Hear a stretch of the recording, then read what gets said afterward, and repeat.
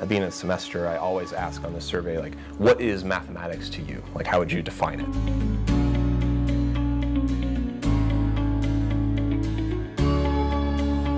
I recently, last summer, started a research project in field of graph theory and mathematics.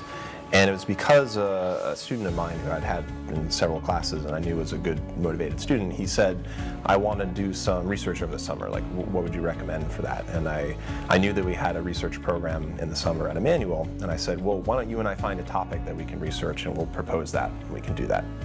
So this is not something that I was actively doing on my own and the students kind of joined. We came up with this topic to work on together. We've been doing it for the last couple of years.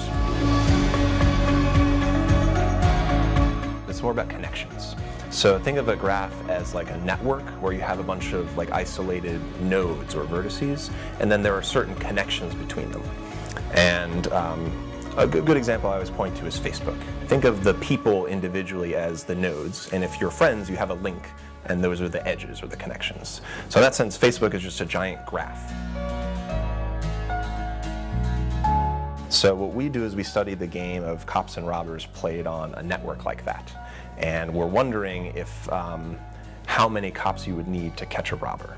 Like depending on the size of the network and where the connections are placed exactly, can one cop do it, or is the robber able to get away forever? Do you need 2 cops? Like what's the smallest number that would guarantee capture, even if it takes a while? Do they have a strategy where they could win? We're trying to study like what properties the network could have. Like is a lot of connections good for the robber because he can get out? Or is a lot of connections bad for the robber because the cops can move around freely? There's some sort of balance there.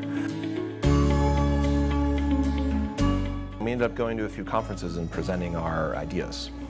So for instance, the 2 students applied and were accepted to the Young Mathematicians Conference at Ohio State back in August of 2015, which was a very prestigious thing. A lot of people apply and they only accept like 50 groups or so. And so we got to travel there and they presented a 20-minute presentation. I've traveled to national conferences to talk about our work too. They've presented some posters here at Emmanuel for the student research presentations. And that's been sort of an ongoing thing. When we started, they were juniors. We did it over the summer. We did it last summer, and now they're seniors, and they're both continuing this work for their distinction projects.